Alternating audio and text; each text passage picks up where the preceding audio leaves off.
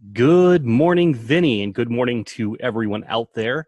This is CEO Secrets, and today we are going to be talking about Principle 2 in building and running a business. And that principle is, I am not the system.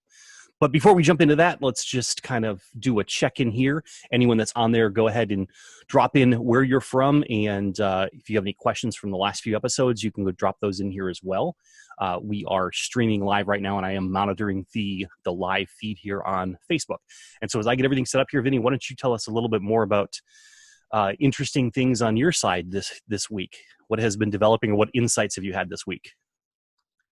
Well, I think the most exciting things that are happening is that we are actually implementing all of these practices that we've been teaching with some new business models that we've got and new concepts. And we will get into those eventually when it's time.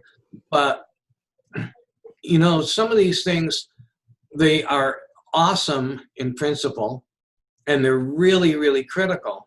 But it takes a while to really turn your business and your mindset around, to wrap it around, how do I actually transform my business from where it was at to where we're trying to get to, which is to where you are a brilliant business owner.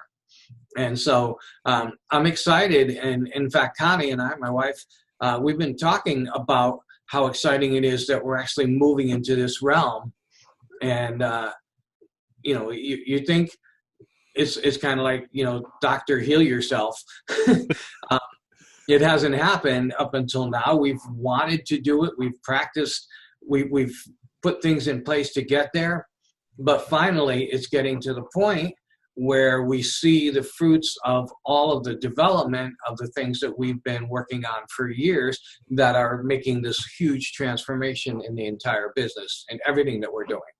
Well, I think it's important. One of the things that we've talked about a lot over the years is that it doesn't happen overnight. And with every cycle of business, you have to go back and revisit these principles. So I think, you know, it would be unfair to say you haven't put these principles in practice. You have many times put these principles in practice. And as business changes and grows, and, you know, COVID-19 is a prime example of a massive shift for businesses. And a lot of us have had to rethink how we do business. A lot of my business in the past had been, you know, traveling to clients' offices and things like that, or holding workshops, and I just can't do that the way I used to do it. So, you know, we've had to pivot there.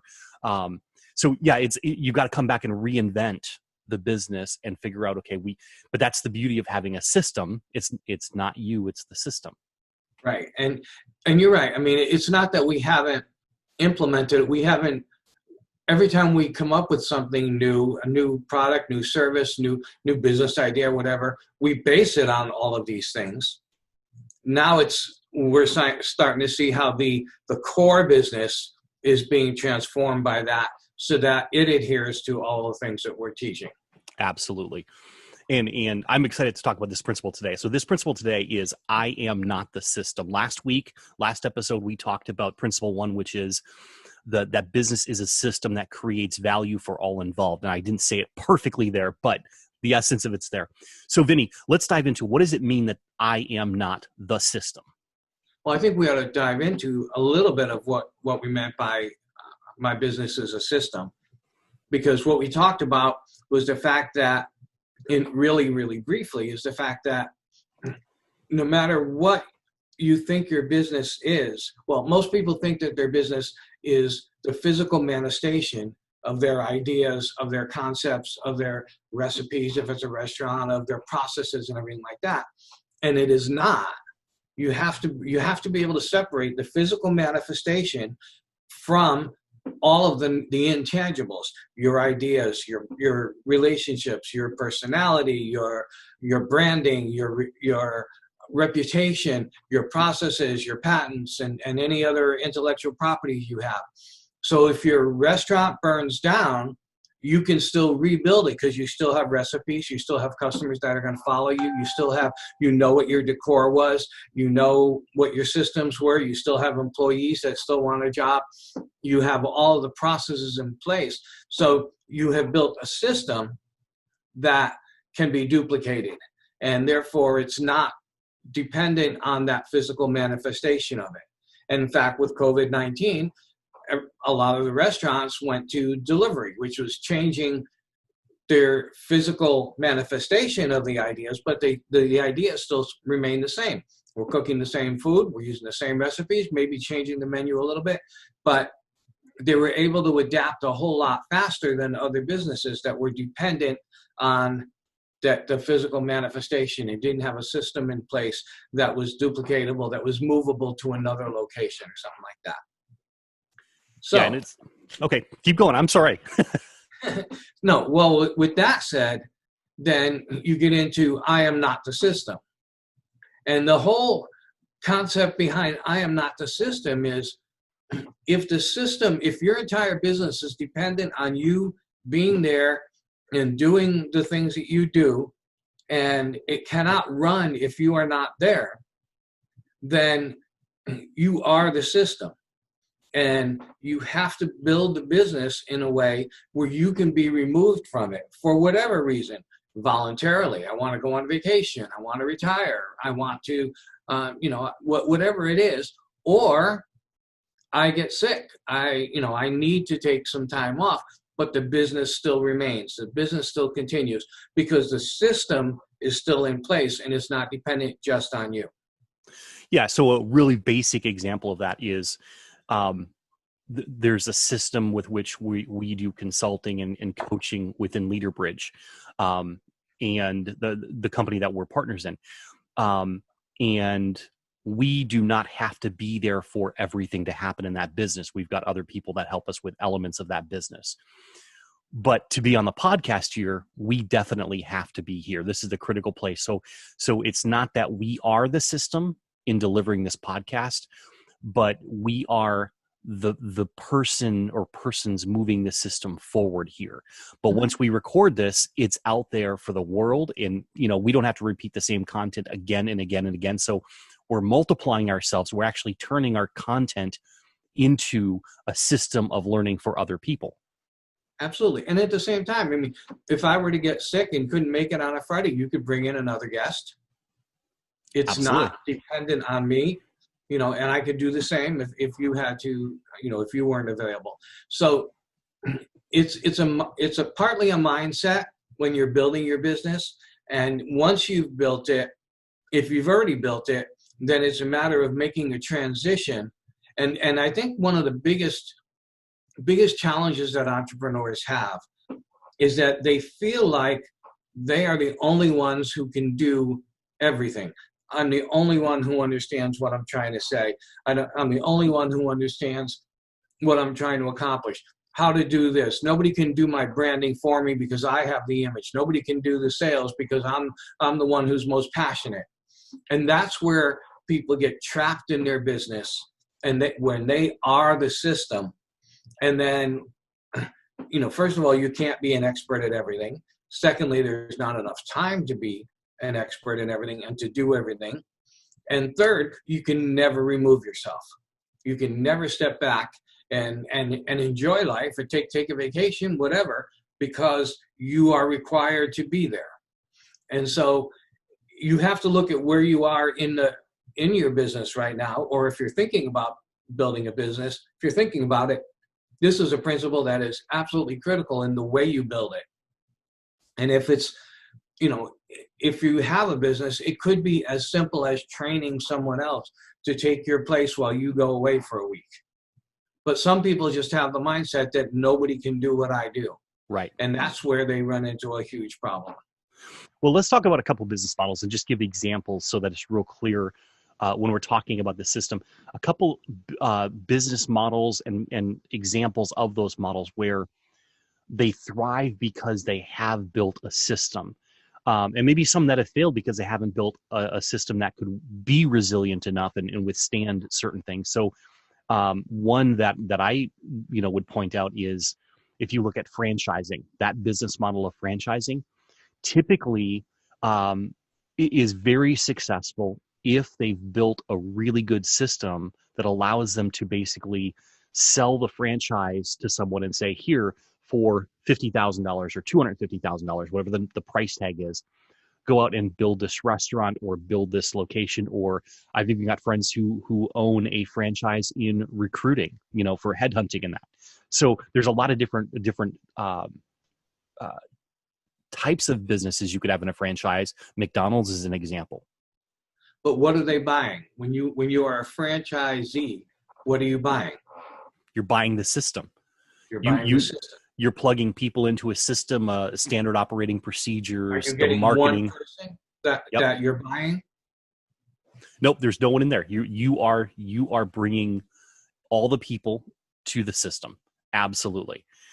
So franchising is one of those examples. I've got a client who's looking at the possibility of getting into franchising, like building their practice by franchising it. And I think it's a really good business model, and it works really well for some people. There are some challenges with it, though. I think one of the most successful franchises we can look at would be McDonald's. Look at they're literally everywhere. I mean, across the world. I don't know if they have one in Antarctica, but they're pretty much everywhere around the world.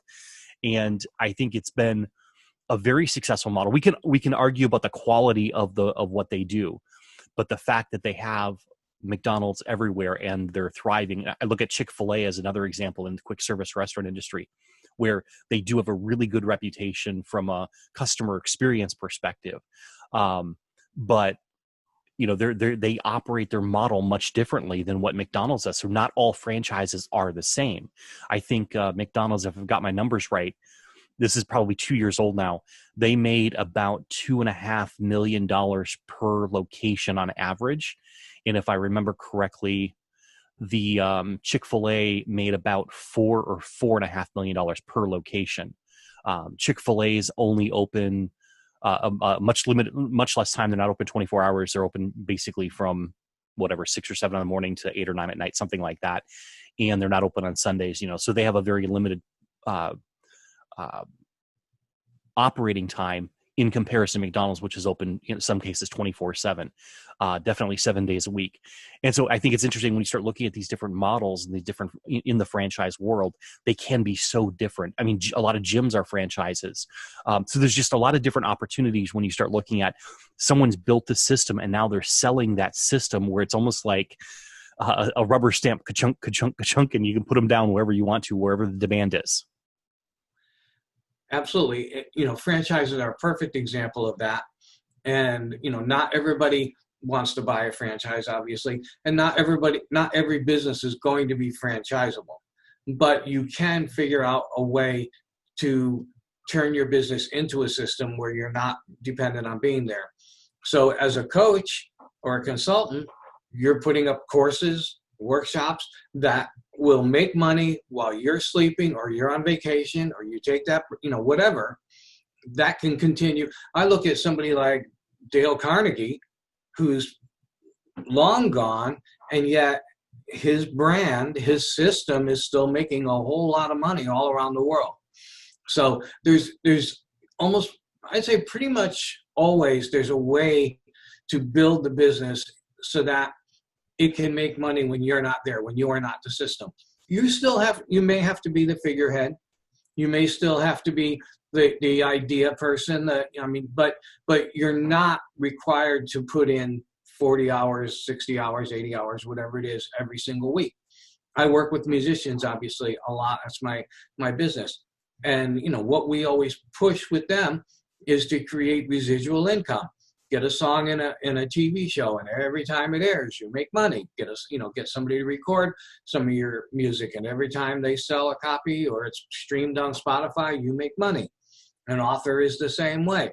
You find ways, and it may not be every single area of your business. There may be something where you love being part of that, and that's great. But most of your business is duplicatable. Most of your business you've been able to step away from. Other people are running it. It's running perfectly because you set up the system, you designed it.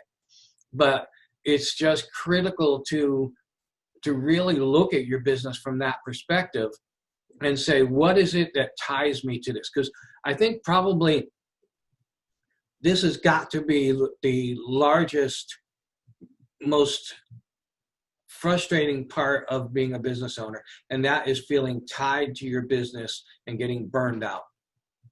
Absolutely. And I think this is probably the leading cause of burnout. It's because people have built their business around them and nothing else, and nothing else, but they are the key figure that cannot be removed. And yeah, well, the system instead of being in an operating manual that they can hand to someone else to learn, or they can teach someone else to learn, it's all in their head. And you know, I think of coaching as an example. I'm a certified life coach. I got 2 certifications in life coaching and another certification in mental performance coaching. And if I was just to go run those businesses as business, they're great businesses to run. There's a lot of great coaches out there. They do a lot of great work. But one of the things I recognize is that if I was to do this as a coach, just that being my core income, I would have to be there. Now, there's ways I can multiply myself. As an example, I can do group coaching, right? Rather than just all one-on-one.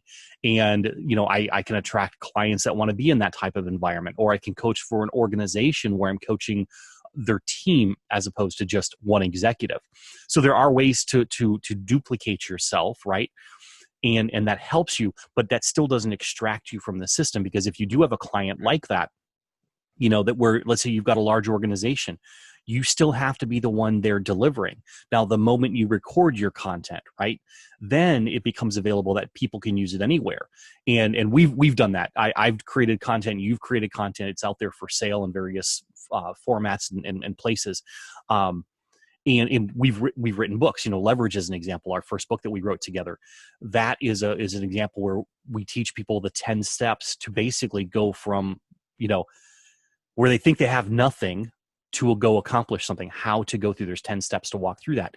And we were teaching people that again and again and again. And we said, okay, let's write a book about this, right? And so that's an example where we put the system, if you will, on paper. It's actually a Kindle version only, so I hesitate to say on paper, but it's there for people to learn. And people buy the book, they learn, they use the system. They may never actually talk to us because they get what they need in that system, and that's exactly what we wanted to deliver. And some people, when they look at it, say, but if I let it go, and this is the thing I struggled with for a long time, which kept me from putting things down, kept me from writing the books or creating the courses. If I put it down on paper, if I record it, I can't sell it for as much. So how do you address that, Vinny, when someone says, but I've got to be the system, because if I do that, I mean, I go from, you know, coaching as an example, I might be able to get an individual executive that I'm going to coach for $30,000 a year. But then, you know, I put this down in a recording, and it's like, it's not quite the same because they don't have access to me 24/7 or, you know, at least on that call twice a month or something like that. So how do you work with people to help them through that? Well, I think, you know, part of it is a financial model. You look at the numbers. If I sell X amount of books, it's going to more than replace the amount of time that I'm putting into this. You also, by having the system out there, you put a premium on your own time, which is a big deal, because it means you can put in less time and charge more because you are the expert behind the system. But there are also people who just train other people in their systems. And Dale Carnegie is a perfect example, where there are lots of, or Franklin Covey, or, I mean, you can go down the list, but there are lots of people who are trained in the system that is the training for them is strong enough that they can go ahead and do basically what Franklin Covey himself, or not Franklin Covey, but Stephen Covey and Ben Franklin. I don't know, but you know what they set out to do, right, individually, and then, you know, as a corporation. So I think there's a whole lot to be said for valuing what you have, valuing what you know, what you bring to the table. But first of all, more people will succeed if you duplicate yourself in some form or fashion. Mm-hmm. And you still run into that situation where if you don't duplicate yourself, you can't take a break. So you may have that $30,000 coach, but you want to go on vacation and you can't because you have to be there. You have to be there to earn the money. So it's a balancing act to an extent until you get to the point where your duplicating efforts are enough to extract you from the business when you want to be. It doesn't mean you have to be extracted. You're not being kicked out. You can still be there. You can be there all you want, but you can step away when you want to. Yeah. Or you can duplicate it as much as you want. You don't even have to be there to do the duplication because you've tracked your system. And your system is written down. There's a book. This is how you do this. There are coaches who write books on how to be a coach. Mm-hmm. They're not developing their own. They're not putting themselves out of business by doing it. They're not developing their own competition. They are duplicating themselves to the point where they can step away. And I think one of the things to recognize is that a lot of people, when they go into business, and we're talking about coaching, or we'll get to a different business model just here in a moment. But let's take coaching as an example, or consulting for that matter. They kind of fall in a very similar space. What I have found, and I was in that place where I was hesitating to write it down, to get it out there to the world. And the reason that I was out there, hey, just want to do a shout out here. Hey, Chris, hey, Gustavo, good to see you guys here. Thanks for joining us today. So the consulting and coaching side, I hesitated so long because I thought that it was gonna basically degrade my brand or dilute my brand, that I wouldn't be able to charge as much. What actually ended up happening is the moment I got the book out there, and I think 2016 is when I published my first book with Kayla Curry, and when we published that book relatively quickly, I got calls for speaking engagements where I was going to be paid to speak, which was a new step for me. It was like, okay, that's a whole nother revenue stream for me. Since then, it's been an interesting thing where when people call me up, they don't know I have a book, and I have, I guess, 3 business books now that are published. They don't know that I have a book, and they're asking me questions. I said, well, here, let me send you a copy of my book. All of a sudden I go from being like the average consultant in this space to being elevated up here. And then when they read the book, they're like, oh my gosh, I've never read anything like this. I'm not bragging. It's literally a different approach to things. And so when they hear that, when they read that, it elevates me, and they come back and are willing to spend more money with me. So if I am involved in the process, I make more. And so I don't have to be in the system, running the system all the time.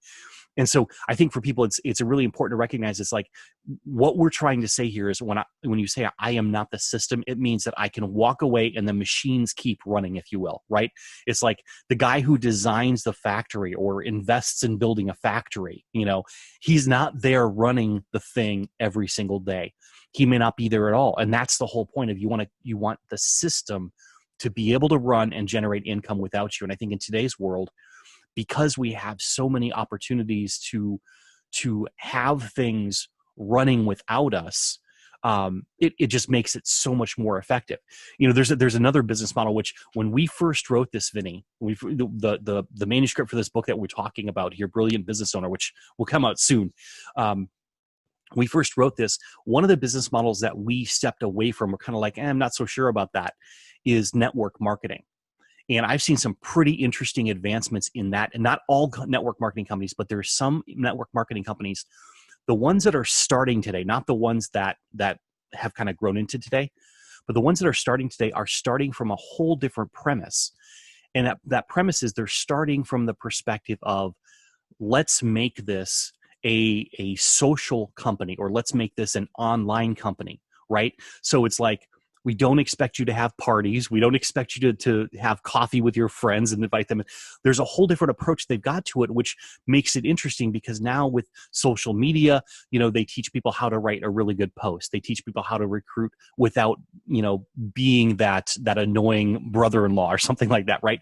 And so it's been interesting. I've been dabbling in this space to see what it's like and how it's changed over the years, and even how they don't require you to buy all the product anymore either. They drop ship everything.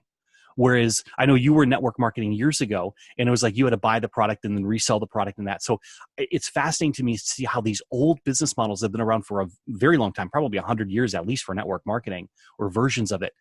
that the new companies are adapting to the times and building entirely new systems so that the people can actually step away from their business and don't have to be doing it all day, every day.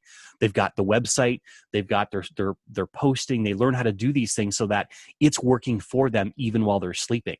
And that's something that, like I said, when we wrote this several years ago, we were developing this concept of the brilliant business owner. That was one we pushed to the side, said, well, no, you got to be the system.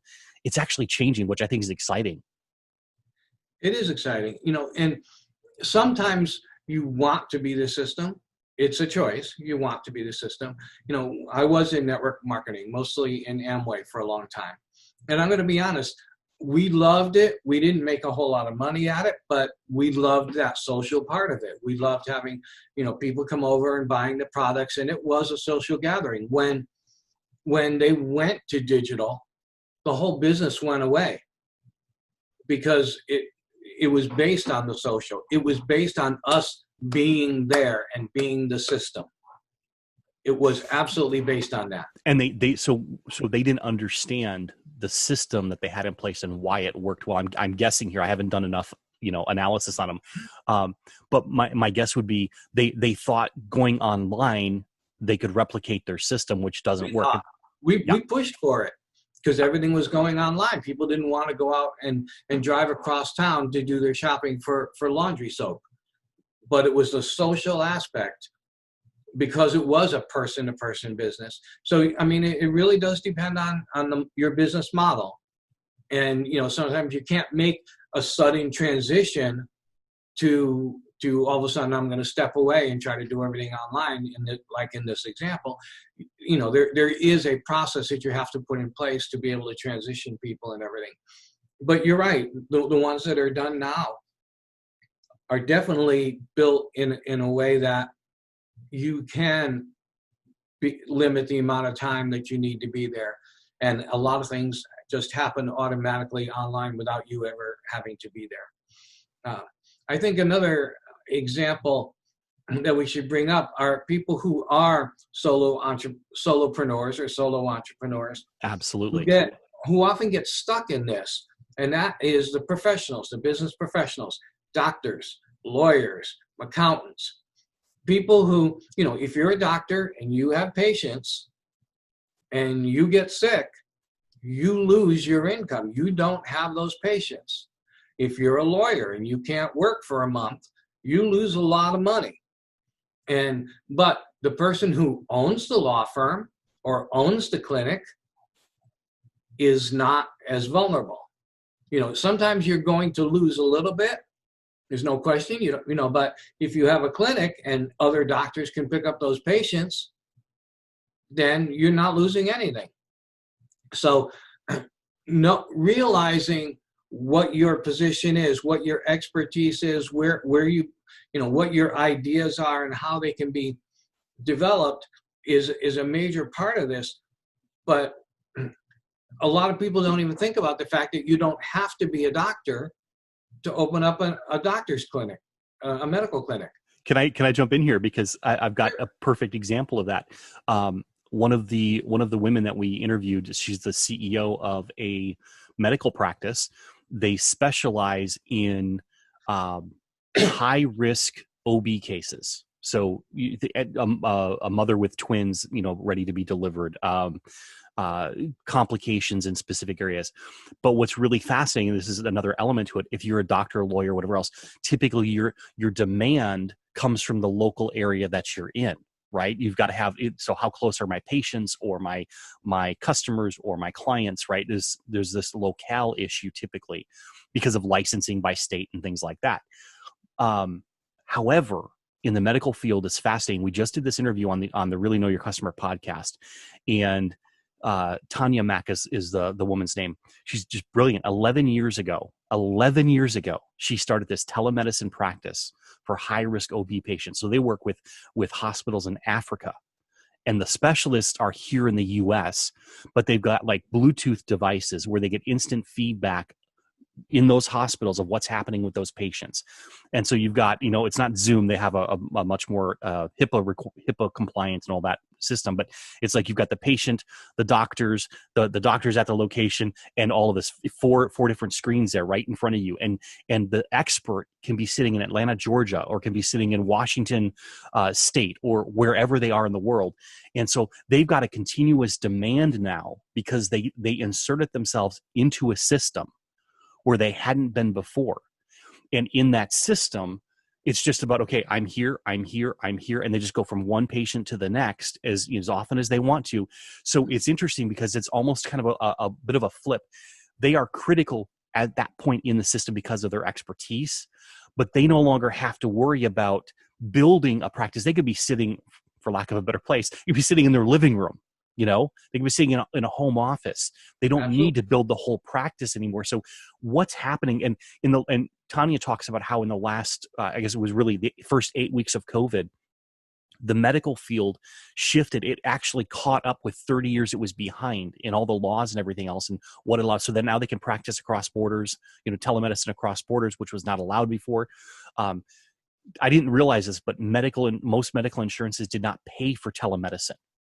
You could be seeing a doctor, but they wouldn't pay for it. And so there's still a lot of things to be worked out, but how far we've advanced means that we've got new business models that can literally spring up today. And I've been working with clients over this time to help them, because I do have some medical practices and that I work with. How do they get online? How do they do some of these things where they're still providing that quality of care that they're known for, that they've got the reputation for? How do they keep their systems that deliver customer experience in place, but do it online or do it in a tele format, if you will? So I think it's really exciting to see because of technology, our systems can shift, and then the expert can just drop themselves, and maybe they belong to 3 different telemedicine companies as far as they can take in patients from 3 different places, and they take as many as they want. Then that's another great way for them to do it because they don't have to be in a physical location. You're right. I mean, we're not talking necessarily about removing yourself from the business. We're talking about having some freedoms and not being tied to it. So yes, if you're a doctor, and you're doing telemedicine, you still may need to be available in the middle of the night. There's no question. You have a patient that you need to take care of. So it's not about removing yourself. It's about being as portable as possible. I look at Twitter, who, because of COVID-19, sent everybody home to work, and now it says, stay home. It works great. We don't need to have this huge building. I mean, it's a huge transformation right now, but at the same time, there's so much value in that kind of flexibility. The employees love it. The company loves it. There's so much value in giving everybody that kind of flexibility. The flexibility to do the work at night after the kids are in bed, if you want to do that, if it's that kind of a job. If you're tied to the 9 to 5, then you're stuck there. But if you've built your business, or if you transform your business so you can do work afterwards, just us doing coaching by Zoom or something like that, or with our new venture where we're going to be enabling huge conferences to come together and basically almost duplicate being physically in the same place. And I'm not trying to plug anything here. It's a different system. We found a system that we can adapt to a lot of the things that we're talking about here, and we won't have to be there to host an entire conference of 10,000 people. We won't have to be there. Yeah, it's just to be clear, without releasing too much information before we're ready, we have a virtual conference center in campus that it's essentially like being there present. You're present in there. It's not like Zoom or anything else. It's actually being present. It's like having a conference on Second City. Sim City or Second Life, or any of those, Minecraft, let's hit it's kind of like that type of environment. So we're heading that way because we see how business models are changing. People still need to meet, people still need to be available, people still need conferences, but they can't do it in physical environments like we did 6 months ago. I spent a good portion of my career in that industry, working with Gaylord Hotels and Gaylord Entertainment. and you just can't run business the way it used to be. So, speaking of that, because there's a shift, there's a business model that through no fault of their own necessarily suddenly had to shift. But I would say if you look at the hotel industry and the meetings industry as a whole, there has been a lot of technology out there that they did not embrace. They've been very slow to embrace things. And so let's talk about some of the business models that are being challenged, maybe because of COVID-19, but maybe for other reasons, and either companies or business models that are failing right now because they don't have the right system in place, right? So let's talk a little bit about that. Well, there are some that are really obvious, like a lot of restaurants have been able to move into doing delivery. They may not have made the same amount of money, but there were some that were not set up to be able to do that. They don't have the facilities to be able to facilitate that. I think there are a lot of people who are having to, let's use schools as an example. Schools are going through a huge challenge right now. Do we open? Do we not open? Is the education online anywhere near as good as what it is in person? How are you affecting parents who have to work? I mean, there's so many different struggles to making that change, and it's not like the teachers are trying to take themselves out of the picture, but they are being forced into the whole school systems are being forced into revisiting their entire model, because it was dependent on everybody being there and having teachers there and having the student and having the buses, and I mean all that entire system that can't be changed on a dime. Right.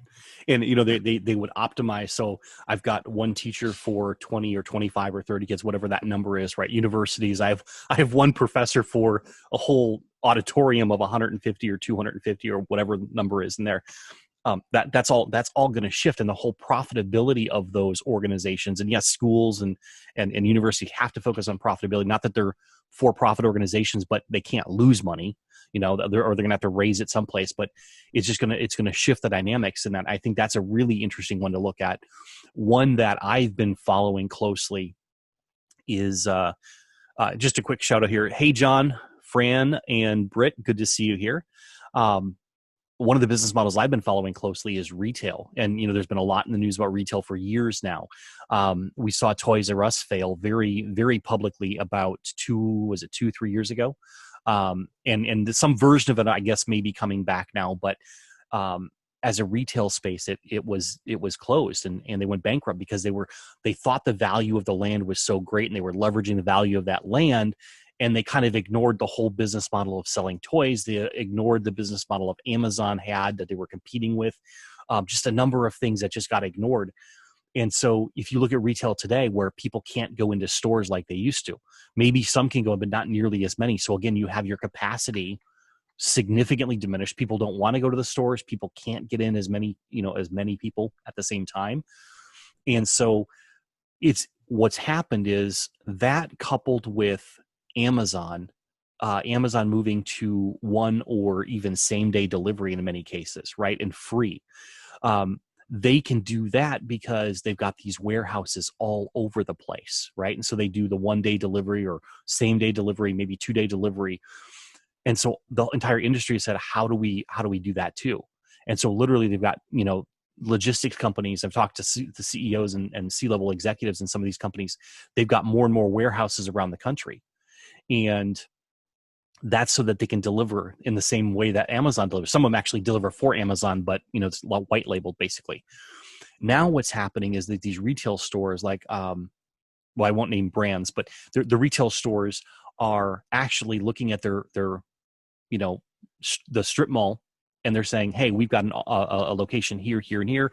We can't open the doors in these locations, or we can't do much with it. So they're now treating their individual stores like mini warehouses. They'll do curbside pickup, or they'll actually have deliveries driven to the customers right from those stores. So I think it's fascinating to see, people were saying retail is dead, retail is dead, retail is dead. But actually they may find a way to come back and do same day delivery, or, delivery within a few hours and have that going if if they can get their online sites in a place where people feel comfortable with it, if they can deal with the trying on of clothes as an example, or returns. And there's some things they have to work out, but I'm really intrigued to watch how that model evolves, and really how creative they get with that.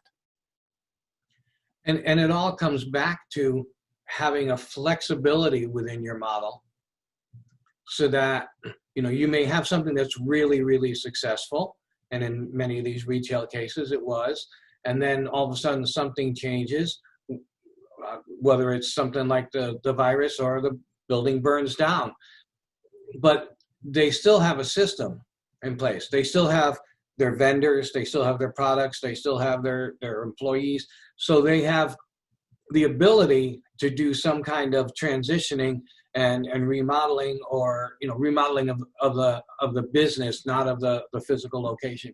Well, yes, definitely sometimes the physical location, but it's not being locked into, I do this and that's all I know how to do and that's what I'm good at. And if that ever changes, film and TV production, they produce movies, they produce TV shows. With the virus, nothing. Absolutely not. There's no production going on because you can't have more than 5 people, 10 people on a set. And that's impossible on these bigger productions. So they have, totally lost an entire industry for the most part. All of these big releases that they had planned that you can't go into theaters now. They've had to restructure, and now they're releasing a lot of them digitally. Some of them are being put off for 2 years until everything clears up and people can go into theaters. It's crazy how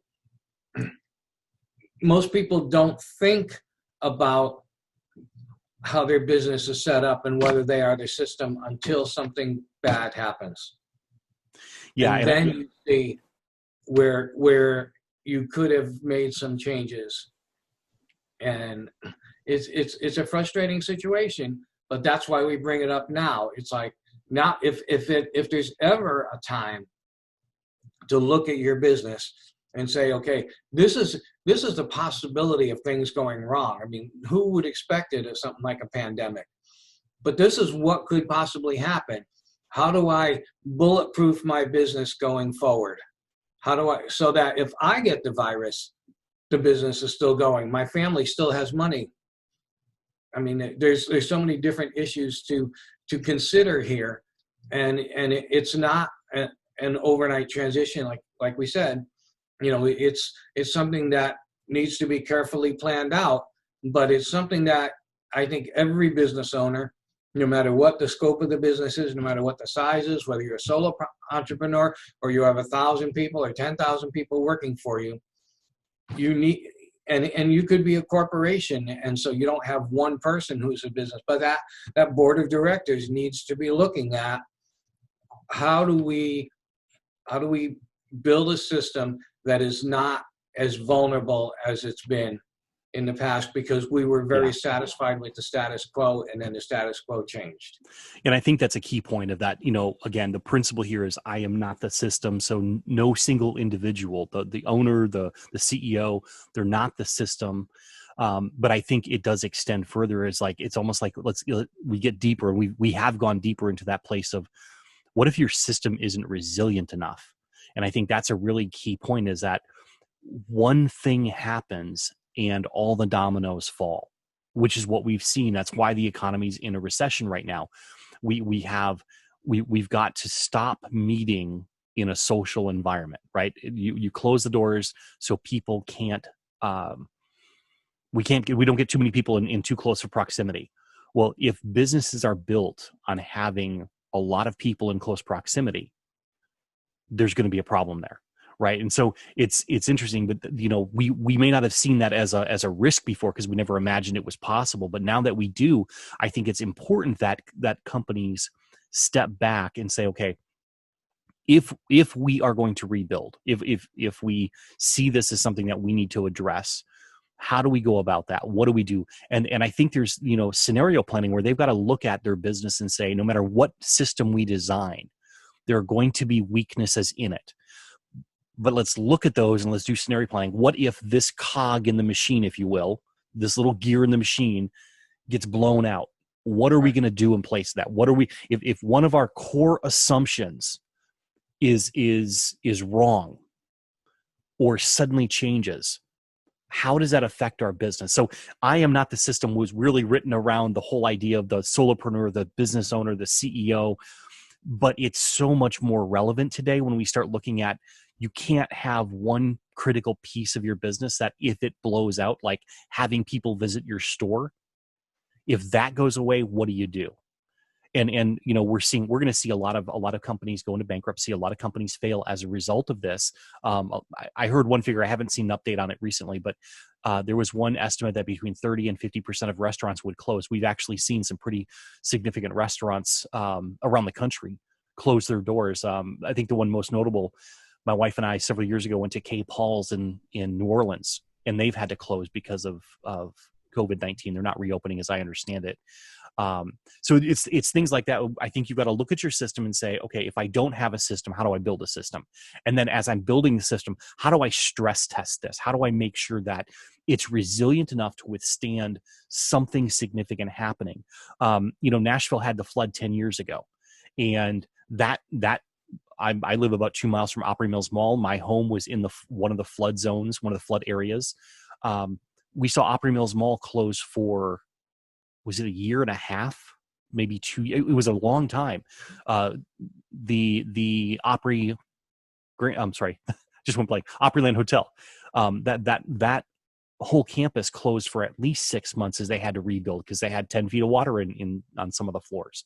So it's something that you've got to consider, like, what could go wrong in my business and how do I plan for it? And yeah, I have insurance to cover some of the expenses or some of the bit losses, if you will, or the lost business, but I don't want to rely just on insurance. That's what I do when I can't figure out how to make the system any more resilient, then I buy insurance for that so that we can be stable. But how do I build that resilience within the system? And where's the next real risk that could take us down? Where's that coming from? So I think it's really important. This topic is so relevant today. Where else do we need to go with this, Vinny? What other areas do we need to cover in this? Well, I think we should look at the individuals who are doing all 13 roles in their business and, trying to figure out, how do I do the marketing and the bookkeeping and the education part and the HR and the sales and the operations and the product design and everything else, which is where a lot of solo entrepreneurs, small business owners, that's where they get stuck. And it's part of it, sometimes it's because they feel like I'm the only one who can do this. Most of the time it's because I don't think I can afford someone else. I can't afford to pay a bookkeeper, so I've got to do it myself. I can't afford to pay a marketing company, can't afford to pay a salesman, on and on and on. And most of the time, they have not, first of all, they're building the business wrong if they're going to hold on to everything that tightly. And secondly, they really need probably a consultant or a coach who can walk them through the financials of, if you hire a bookkeeper, that takes how many hours a week off of your plate? What can you be doing during those hours that would make more money than paying a bookkeeper? Plus, you don't have to worry about the books going down if you go down. If you take a week off, you don't have to bring the books with you on vacation. And it's the same thing with, how do we afford? You figure out, how do I afford a salesperson?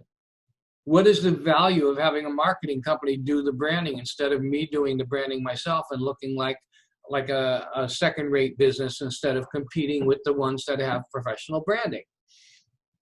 And on and on. I mean, we went through the 13 roles, and we don't have to reiterate them all. But I think a lot of business owners, small business owners and solo entrepreneurs, get caught in this, and they get wrapped up in that whole, the business this is my baby. This is my baby. And yes, you are the guardian. That's the role we're trying to put you into. But guardian doesn't mean that you are holding on to everything so tight that nobody can touch it. And that's where a lot of people fail. So I think that, this is a critical point. And this is where we first started talking about this, because we were building the book around how do you build a business and build it as a brilliant business owner. Right. And knowing that there are 13 roles that have to be covered in every business, but it doesn't mean you have to do every one of them. And you have to be thinking about, how do I separate myself from these roles and do it in a way that actually enhances the business, not brings it back. It can't be all about me. This can't be my baby. The ideas, yes. The concepts, yes. The intellectual property, yes. The design, maybe. Maybe you need to bring a consultant in to help with the design. You can do the decor in the restaurant, or you can bring somebody who's a professional in a professional decorator for commercial spaces. It's up to you. But if you're holding on to everything, three things happen. One, you can't do everything, so something gets left behind. You can't do everything well, so things aren't done right. And third, you just get burned out because there just is not enough time, but you're trying to do everything. Right. So it's a very common mistake. It's a very common challenge that a lot of people have, and they really they don't know how to get out of it. Yeah. So Tony, tell them how to get out of it. Well, I want to take it a step deeper, a little bit deeper, and this will help you get out of it if you understand where I'm going to take you here. So we talked about I am not the system at the high level, right? We're talking about the business as a whole, because the business is a system. What we didn't share is, I don't think we talked about this last week when we talked about the business as system. The business is actually a system of systems. Let me be clear about that. If you go into any large corporation, as an example, you'll find that marketing has a particular system that they follow. Finance has a particular system they follow. Operations has a particular system they follow. Customer experience or customer service has a particular system they follow. I could go on and on. Onboarding or terminating employees has a particular system they follow, right? So these large corporations are able to grow because they build systems. They may start with one individual, and it's not the CEO of the company. They may, let's say the CEO said, or the owner of the company says, gosh, let me hire an HR company. I'm going to outsource that, right? Well, that outsourced company, they've got systems in place and say, yeah, we can do that for, let's say, $500 a month. Boom, here we go. We handle your paychecks with benefits, blah, blah, blah, blah. All of that's taken care of. They may hire a marketing company when they're in the early growing stages because they don't have that skill in-house. Marketing company says, oh, we know how to do your social media, build your website, run these campaigns, do all this kind of stuff for you. That's X number of dollars per month. Over time, the company might outgrow those. They may go to experts for branding experts or things like that, or they may have an agency that helps them think through creative ideas. But they build a system for marketing. They build a system for onboarding employees, doing their paychecks and all of that. So they build these systems, and that's why 1 or 2%? I mean, it's a very small percentage of companies ever grow beyond being solopreneurs and ever grow beyond being a couple, maybe 15, 20, 30 employees. Very few companies get that big. Those companies that do get big because they have built systems and in place. And so I want you to think about this. I am not the system also applies to your employees or to your vendors. They cannot be your system. They may have a system, but if they are your system, then you're in as critical a place as we were just talking about. Like in a sense, if you look at the retail stores that we were talking about, or the restaurants that have had to close down, part of that was the restaurant, the building, the gathering place is our system. It is a system, how we deliver. And they didn't think enough about all the other ways that they could possibly be doing this. And so that part of their system collapsed. That system itself collapsed, which means the whole system collapses on top of it. So you've got to be thinking about these things. And not everyone's a system thinker, and that's okay. You can bring someone in to help you with that. Why I bring this up, you can see over my shoulder here, I've got one of my books is Profitability. I've got a journal back there, which is a Brave Leadership Mastery Journal. Vinny and I've got Leverage that we wrote together. And in a sense, if you look at how much time goes into writing a book, hundreds of hours we put into writing and editing the books and that, right? Because you also have to become the expert who can write the book. But let's set that aside, just writing the book itself. But what I have learned is I can hire an expert, or I can try to do Google ads as an example and attract people to my business and then go through the whole sales process, right? I could do that. I could be the marketer. I could be the salesperson. I could then go deliver the services, right? So that's kind of 3 roles that I would be playing there. But writing a book like that, or writing a book like Leverage and publishing it, that right there, I might be able to send that book to someone for, let's say, $5 to $7, right? Now, people will say, well, that's a lot of money. You send out 100 books at $700 a month. I would challenge anyone, how much are you spending on Google ads? How much is it to really per click on Google or Amazon or wherever it is? If you start looking at it, and I've run the numbers on this, for in a lot of cases, me sending an author's copy, a signed copy of that book to a CEO is actually cheaper than, by the time I get a call back, it's actually cheaper, or let's say it's a better investment, if you will. So I've built a system right there. That book is a system that I send out to someone. It cuts my time down. I don't have to have 150, phone calls or write new ads every single time. I send that book out. Someone gets the book and said, well, call me back or send me an email saying, thank you for sending this book. I'm going to read it. They call me back later. I follow up with them. It cuts the whole process down because I put it into a system. And the reason we do this podcast is also very much the same thing. It's us being able to share with people what we know. They get a glimpse at what we know. We know a whole lot more, but they get a glimpse at it. And so they say, oh, I need to know more about that. They watch this, it's recorded, it's up on Pinstripe TV, it's up on our websites, it's all over the place, right? It's on YouTube. So we are out there reaching people that we don't even know to reach. And this is a form of marketing and sales that's happening right now. It's in that process. So building systems within your organization so you're not needed to do all of those things, or so you don't have an employee that's needed to do all those things. That is where business is absolutely going. So no matter, I used to believe I was a solopreneur when I was first starting my business, but I ignored the fact that I had all these other people that didn't work for me as employees, but I had consultants, I had coaches, I had marketing people on board. I had, all kinds of different individuals, different vendors that were supporting me as I was building my business. And, now just using the books as an example, the book that we have is on Amazon. This book's on Amazon. So we have Amazon out there helping us as a marketing partner, believe it or not, and because people are searching for those books, they pop up. And so I think it's important for people to start rethinking this idea of the system of systems. What are the systems I need to build the system of my business?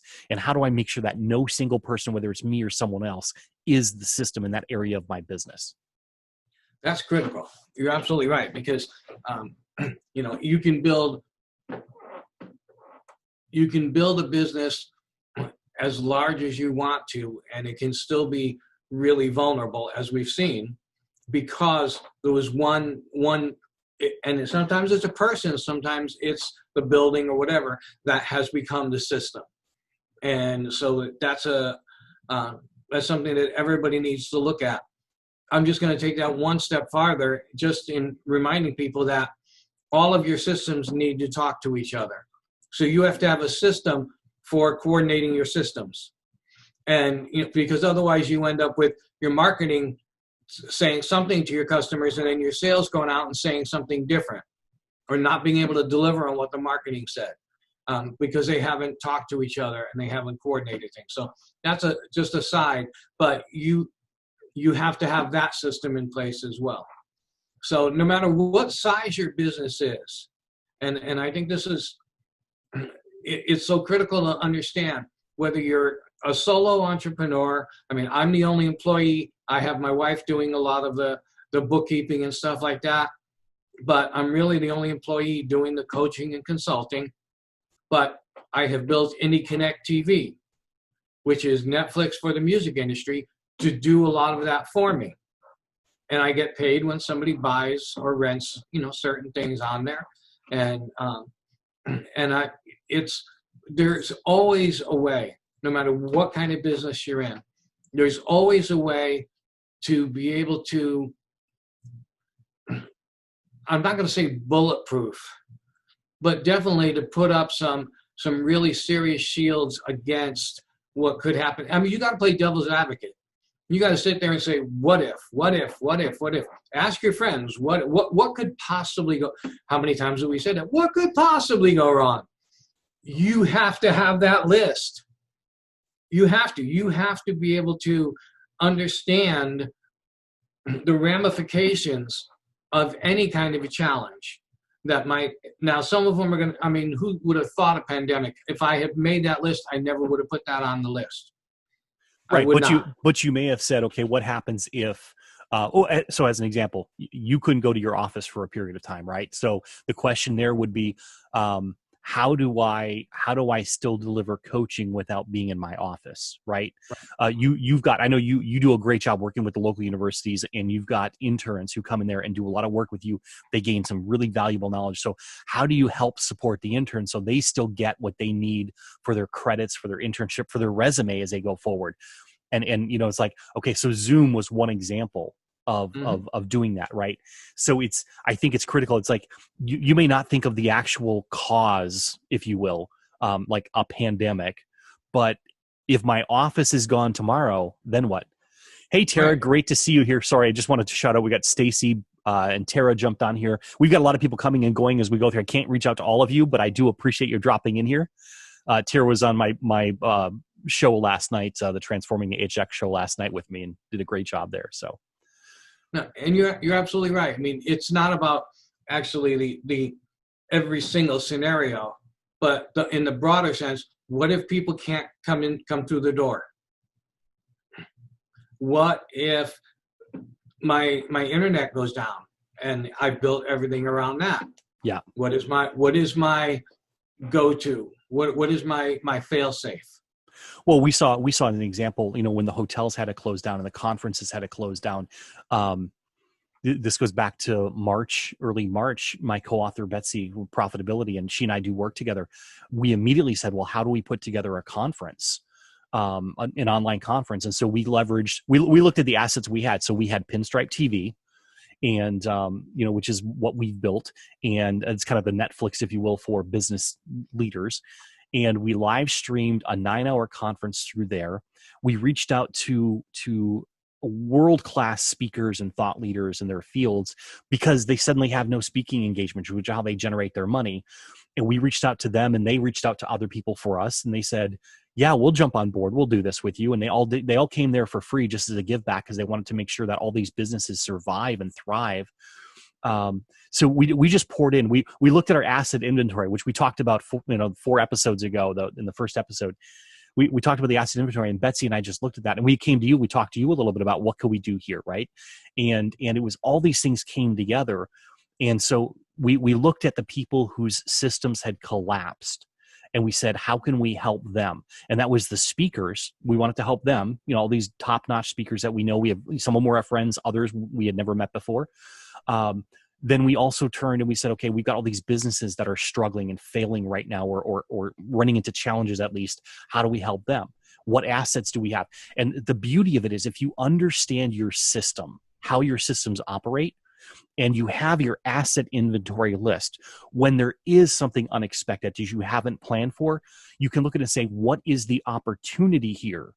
How can I take the systems I have and maybe move them around a little bit?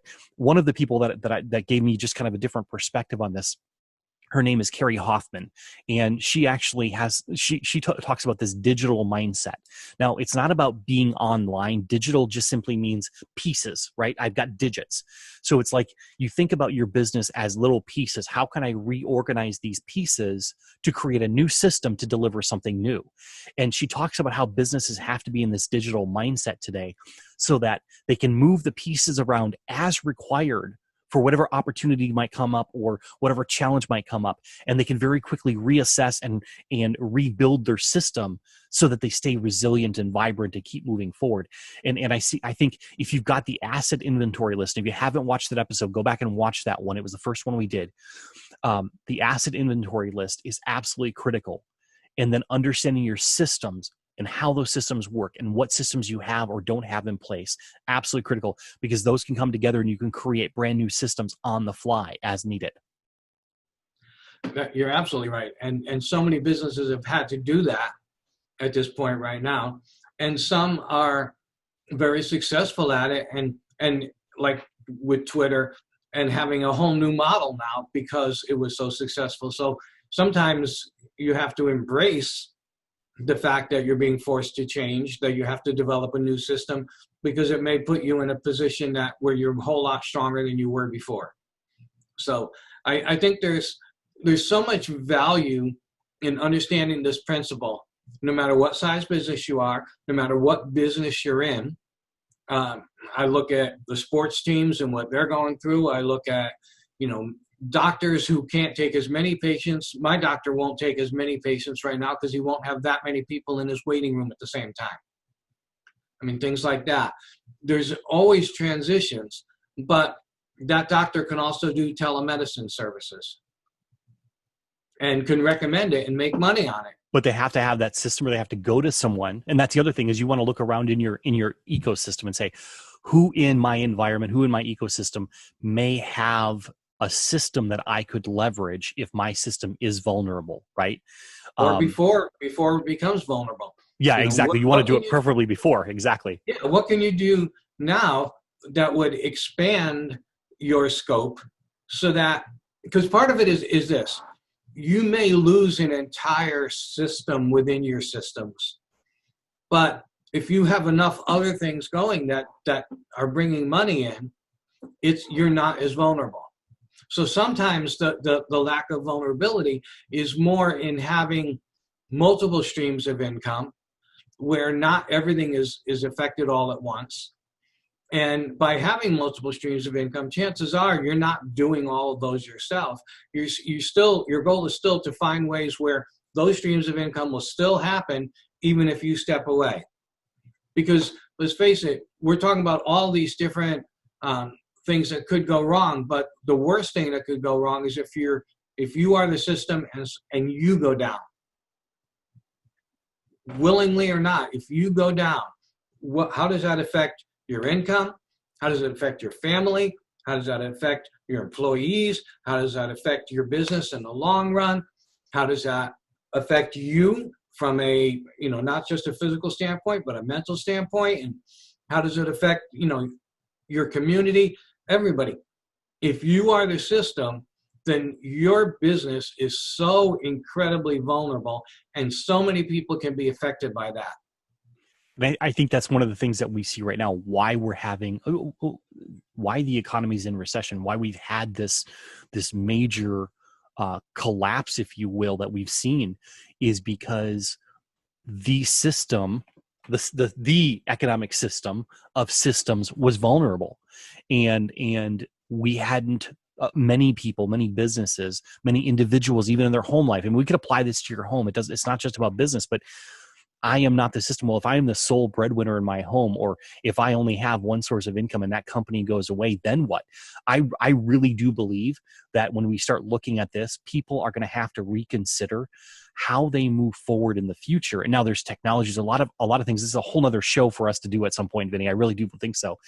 But there's so many opportunities in the future of, like, how can any individual have multiple streams of income so that they're not relying just on their job. And it doesn't mean they have to be an expert in anything. There are lots of streams of income out there that they can be generating without putting a lot of time or effort in, that might at least get them through the hard days if their job was to go away. I do believe you're going to see a segment of the population recognize the essential, that this is essential to do going forward. And we already saw it. I mean, we see it with the gig economy. We see it with people driving Uber and Lyft and things like that, right? Some of those people are doing it full time. Some of those people are just doing it as a part time to get some extra money delivering pizzas, right? But there's going to be other opportunities that open up for people to say, okay, I need to kind of piecemeal some other revenue streams together. So if one drops off, I've got something else to fall back on. Absolutely, it's kind of an insurance. You have to look at it, you have to buy insurance to protect yourself from different things. You have to put some things in place to protect yourself from being vulnerable. And sometimes, I'll be honest with you, sometimes when you're wrapped up in the business, you cannot see any of these things. no matter how much we talk about it. It may take just talking to your family, talking to your employees, talking to people around you and saying, where are we vulnerable? What would happen? Think about it. What would happen if you were out of the picture? What can you do to prevent that from devastating everybody and everything? Without looking at individual scenarios. If I had to, for some reason or other, could not be here, the building has stairs and I broke my leg and I can't get up the stairs. What's going to happen, and how can I prevent that from being a devastating situation? And so, and do not try to figure it all out by yourself. No, you can't, because you're limited in your solution set. You're limited in your awareness of what's possible out there. But I think I would say ask the one question, which is, where are we vulnerable?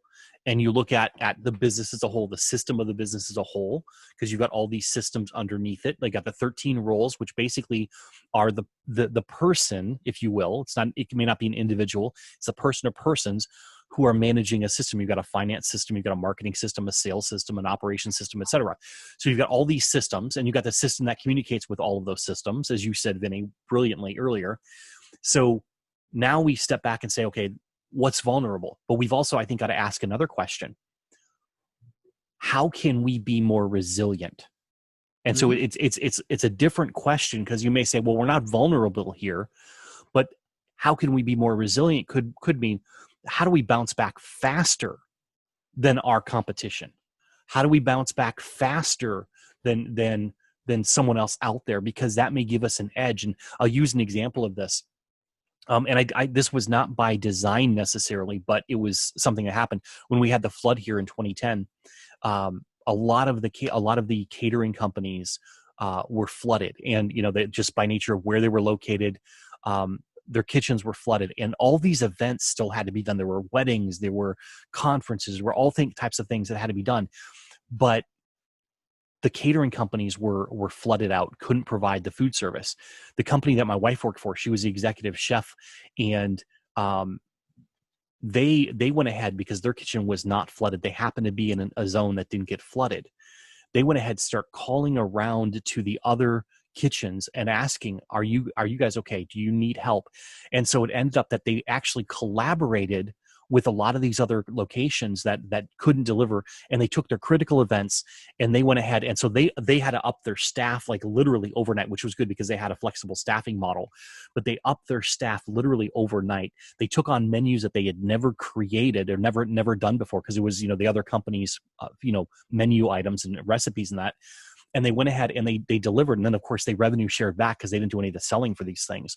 But that's an example of a company that again, not necessarily by design, but by situation, they were able to remain resilient and actually help these other companies survive, because that revenue share back gave them some money as they were trying to rebuild. So it's important. I think it's really important to recognize that this cooperative environment that I think we really have to look at. I used the word competition before, and yeah, you do have competitors out there. That's a reality. But there's also this element of cooperation. How can I work with the other companies in my industry, in my marketplace, not in an illegal way to fix pricing or things like that, but how do we help each other so the industry as a whole continues to get better and improve?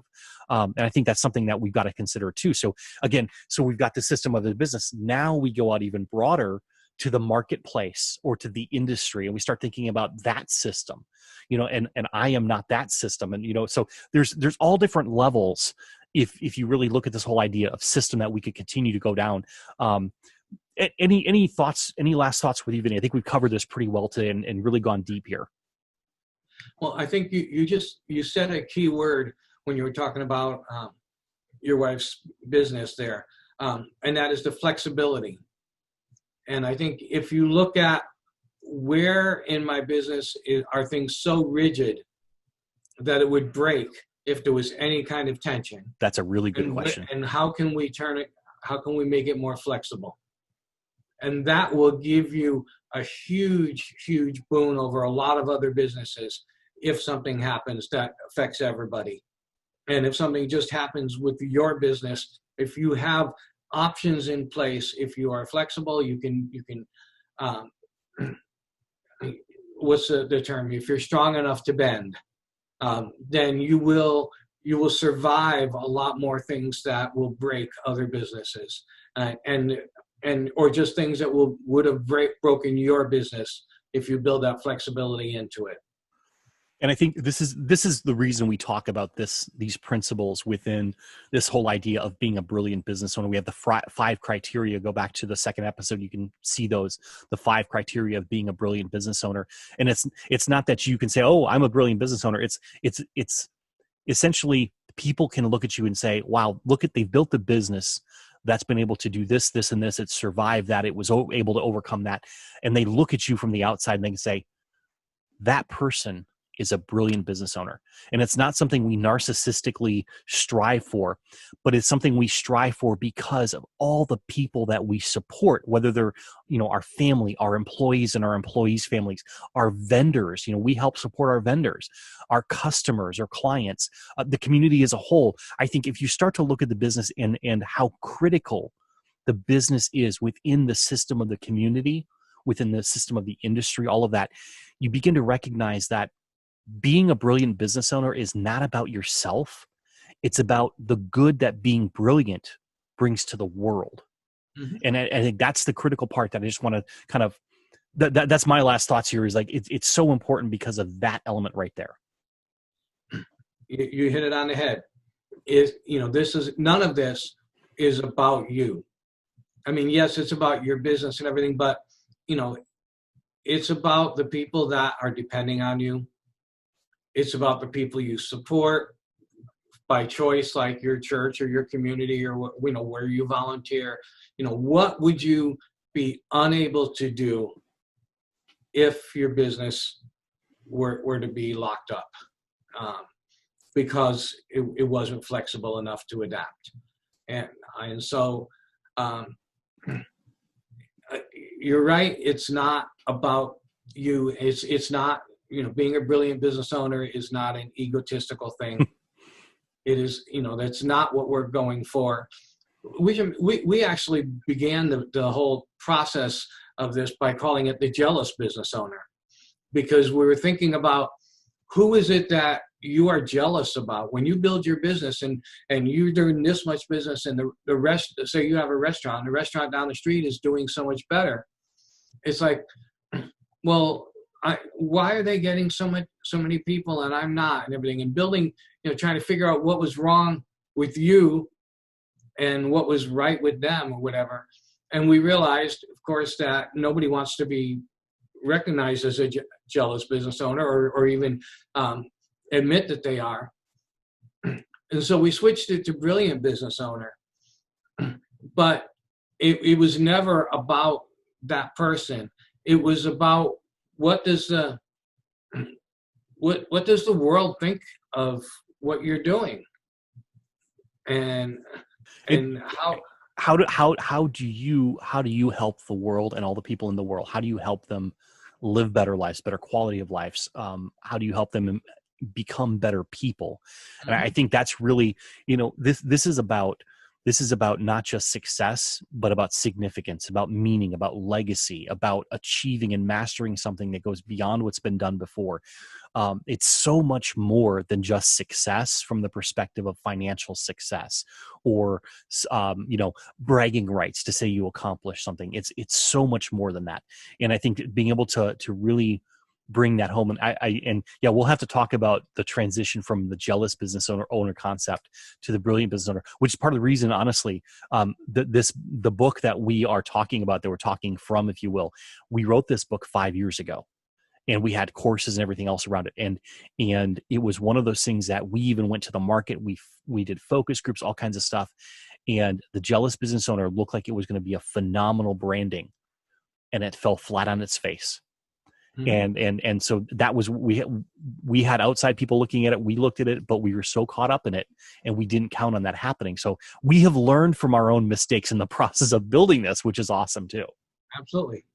Absolutely. So I think with that, we're going to close out today's episode. I want to thank everyone who's been on here. If you're watching the replay, thank you very much for watching the replay. Be sure to go out in the show notes. You can see the link there.